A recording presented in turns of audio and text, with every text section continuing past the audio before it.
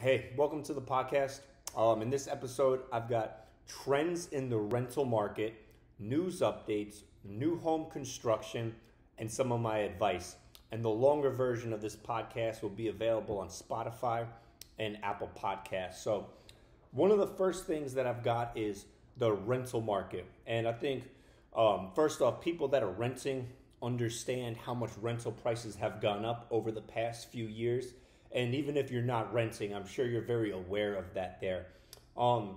It's interesting to view that vacancy rates nationwide are at all-time lows right now. So one of the things that I'm looking at and that I'm very interested to see over the next couple months how it develops is how do vacancy rates continue to stay and continue to hold going into the future. One of the cities I've got pulled up right here is Phoenix, Arizona. And if you look at Phoenix throughout the trailing 2-3 years, you can see their inventory levels for rental units. And when you take a close look at this, you can see that over the past 60 days, the past 90 days, the amount of inventory in Phoenix, Arizona from a rental perspective has gone up to 16,000 as compared to just a few months ago was 3,900. One of the important things to note about this is regular levels of supply and demand. As supply goes up, prices come down. And that's something that can really help bring prices down in the rental market into the near future. And when you take a look at homes for rent in the South, specifically Phoenix, Las Vegas, Dallas, Atlanta, and Miami, there's been a 17% increase month over month in available inventory from the rental market. And I picked these 4 cities right here because one of the things I like a lot about these cities is these cities tend to be big indicators as to what direction the market's going to go in the South, in the Midwest, in the Sun Belt areas. As an investor in these markets, seeing what's going on in these big cities is usually indicators of what's going to be coming in terms of rental prices, mortgage rate, home prices, things of that nature right there. And as you can see, since April, there's been a steady increase in the availability of rental prices and of supply in rental units. And if this continues to increase and go up, we'll see prices begin to come back down in the rental market. Occupancies dropped to an 8-year low in Phoenix, which is another good sign of things to come. And when you take a look at it, it's growing in a pretty rapid pace over the past couple months. One of the reasons I picked Phoenix on this video is because Phoenix is usually one of the first cities to boom or one of the first cities to bust, as most evident in the 07-08 housing crisis. It also rose the fastest during the pandemic. So keeping your eye on Phoenix, it's a very good city to kind of be a leading indicator of certain things to come. The city that I'm currently living in right now, Atlanta, Georgia, they've seen prices increase a whole lot over the past few years, from a rental perspective and from just a regular home price perspective. And when you take a look at this chart right here, one of the things that you'll notice is available homes for purchase are going up really fast, and rental prices have also seen a steady, rental inventory has seen a steady increase. Rental availability has increased by 19% over a month-by-month basis. So another possible sign of good things to come. As inventory keeps rising up, eventually, usually that means prices start coming back down. And one of the other things that I've noticed out here in Atlanta is one of the realtors that I have out here who sends me properties to view. When I first got out here 6 months ago, the listings that she would send me, usually she just had about one listing that she was able to send me, and it was gone within just a few days. Now when she sends me listings, she's usually sending them to me in groups of 3, 4, 5, 6. And then when she sends them to me a week or two later, a lot of times I'm seeing those same listings on the emails that she's sending me, meaning homes are dwelling for longer periods of time on the market. It's taking sellers longer periods of time to sell their home down here, all of which can be signs that the market is going to continue to come down. While prices are still up from a year ago, when you look at prices over the last couple months, you're seeing them start to come down nationwide. Another thing that's interesting to take a look at is if we switch back to Phoenix, right here you'll see Q1 of 2022 saw 44%, 45% of all homes being bought, they were being purchased by investors. So when you think about that, first off, a lot of times that's not really a great thing for domestic buyers or organic buyers, people that actually live in those cities that are trying to purchase their homes because they have families or they're just living there in that city. A lot of times investors can really drive prices up because they're coming there to make money and to earn money and to make a dollar on their investment. But Phoenix, along with certain other cities in the Sun Belt, in the South, are experiencing super high levels of investors, of Wall Street buyers coming in, buying their homes to turn around and sell them as corporate housing, sell them for a profit, just put renters into the property so they can make money. When I traveled back to my property in Florida a few months ago, a townhome unit that I have in Jacksonville, Florida, I opened up my mailbox just to collect some of the mail that's been dwelling there. And I saw numerous offers from Wall Street buyers of investors who wanted to buy that townhome for me in cash. It was very interesting to see that. And a lot of those Wall Street buyers were offering very good prices on that townhome in Jacksonville, Florida. Another city that's seen a tremendous amount of investor purchases going on. Another interesting chart, this is one that I got from Reventure Consulting, is migration to the south over the last 30 years. And you can see the cycles that it goes through. Right now it's kind of at another one of those top heavy cycles where I'm looking at something like this and kind of waiting and anticipating a correction coming to the market. Another thing is shifting again right over into Phoenix, Arizona.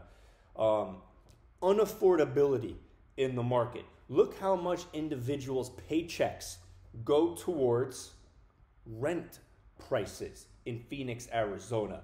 This isn't true across all cities, but this is most true across your most expensive places to live. New York, California. Now you're seeing more of this through the South and the Sun Belt regions. Chicago. But when you take a look at Phoenix, 42% of people's paychecks now go towards rental prices if they're a renter. And when you look at that from a few years ago, in 2015, 2016, 29%, 30% of renters' paychecks were going towards their rental prices, now up to 42%. So people living in their properties are really starting to feel that squeeze. Again, one of the reasons I chose Phoenix is because Phoenix tends to be one of the first to boom or one of the first to bust. And I'm kind of the mindset that we're going towards a correction. I'm thinking there's going to be a 15, 20, 25% market correction over the next 6, 12, 18, 24 months. So watching Phoenix is something that's very intriguing to me.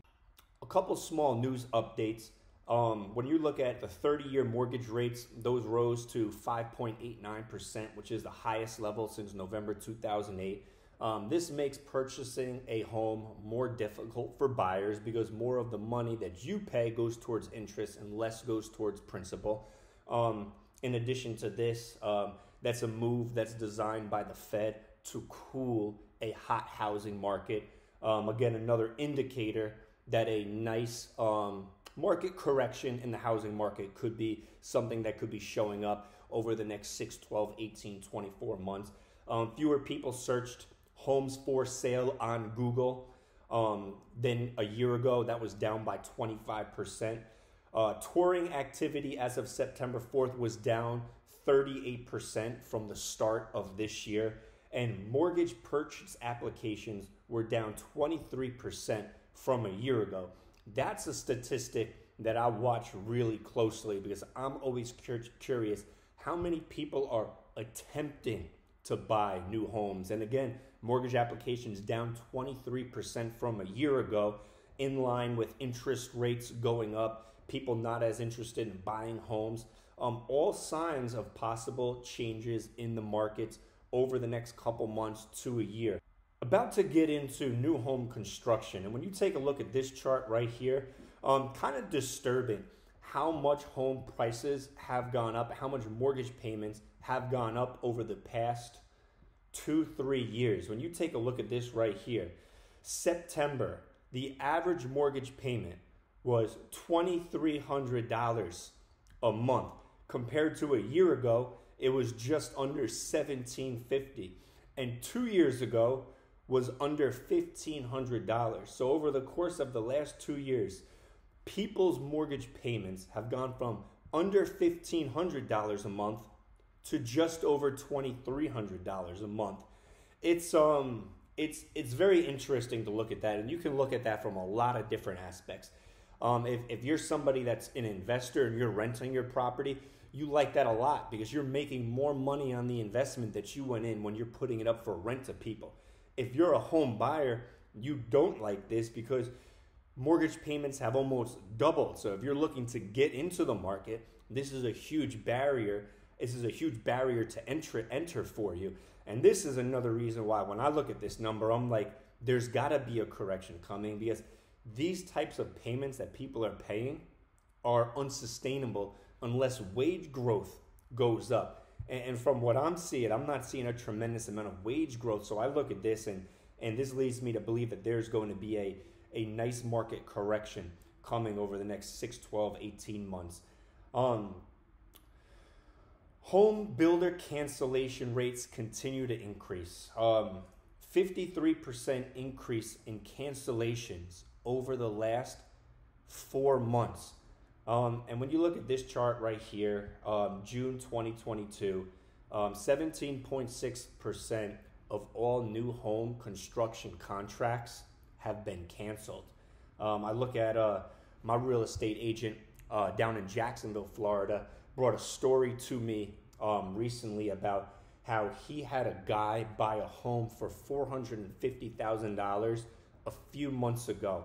Actually, more like 6-12 months ago. Put a fence up, put a pool up, really kind of customized this home how he wanted it. His initial payment was $2,400, was going to be $2,400 a month on that home. Now it's up to $3,600 because of how interest rates have gone up. And he's looked at George and he's like, man, I've got to cancel. I'm going to lose that deposit I put in, which I think was like $25,000. But he's not able to make that $3,600 a month payment. So those affect builders. Those affect people that are trying to buy. Those affect realtors who had commission out on those checks right there.